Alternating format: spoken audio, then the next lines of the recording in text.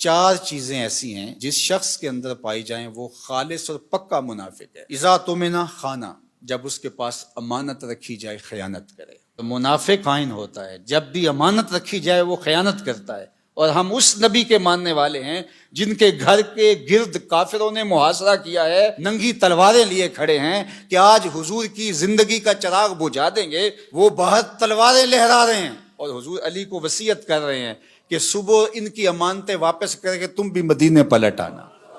ہم اس نبی کے ماننے والے ہیں، تو کس طرح ہم امانت میں خیانت کر سکتے ہیں؟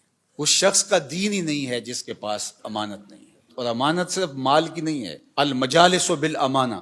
اگر کسی مجلس میں کوئی ایسی بات ہوئی ہے تو وہ مجلس تک رہنی چاہیے، باہر اس کو مشتہر نہ کیا جائے، بلکہ تم سے کوئی شخص بات کرے اور بات کرتے ہوئے دائیں بائیں دیکھے تو اس کا مطلب یہ ہے کہ وہ ڈر رہا ہے کہ کوئی اور نہ سن لے، تو اس بات کو بھی آپ امانت کے طور پہ اپنے پاس رکھنے کے پابند ہیں، اس لیے کہ اس نے آپ پر اعتماد کیا اور اس نے آپ کو بتائی اور آپ نے اس کی تشہیر کر دی، تو پھر یہ بدترین صورتحال ہے۔ تو فرمایا مومن کی کیا شان ہے کہ وہ امانت دار ہوتا ہے، اور منافق کی پہلی علامت کیا بتائی؟ اذا تمنا خانہ، جب اس کے پاس امانت رکھی جائے تو وہ خیانت کرتا ہے۔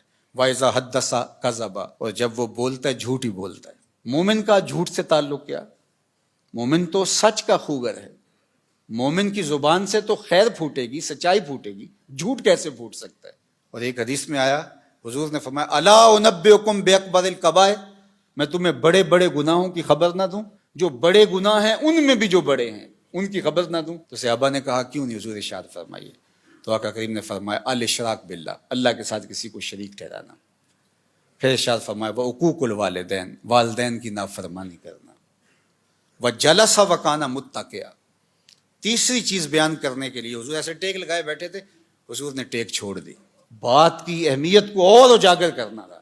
اور پھر حضور نے فرمایا الا وقول الزور، الا وقول الزور، الا وقول الزور، اور جھوٹ بولنا، جھوٹ بولنا، جھوٹ بولنا۔ پہلے تو ٹیک چھوڑی اور پھر حضور اتنی بار یہ لفظ بولا کہ صحابہ کہتے ہیں کہ ہمیں بار بار آ رہا تھا کہ حضور اب سکوت اختیار فرما لیں، ہمیں بات کی اہمیت کی سمجھ آ گئی، لیکن حضور بار بار کہتے تھے الا وقول الزور، الا وقول الزور۔ اور شہادت الزور کے لفظ بھی، جھوٹی گواہی دینا اور جھوٹ بولنا، تو یہ جھوٹ اتنی بری بات ہے۔ اور ہم سمجھتے ہیں کہ یہ فن ہے، جھوٹ نہ بولیں تو سودا ہی نہیں بکتا۔ میں کہتا ہوں جاپان والوں کا کیسے بک جاتا ہے؟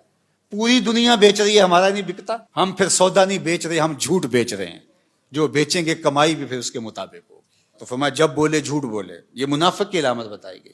وَإِذَا عَاهَدَ غَدَرَ، اور جب عہد کرے تو عہد کو توڑ دے۔ لا دین لمن لا عہد لہ، اس کا دین ہی نہیں ہے جس کا عہد نہیں ہے۔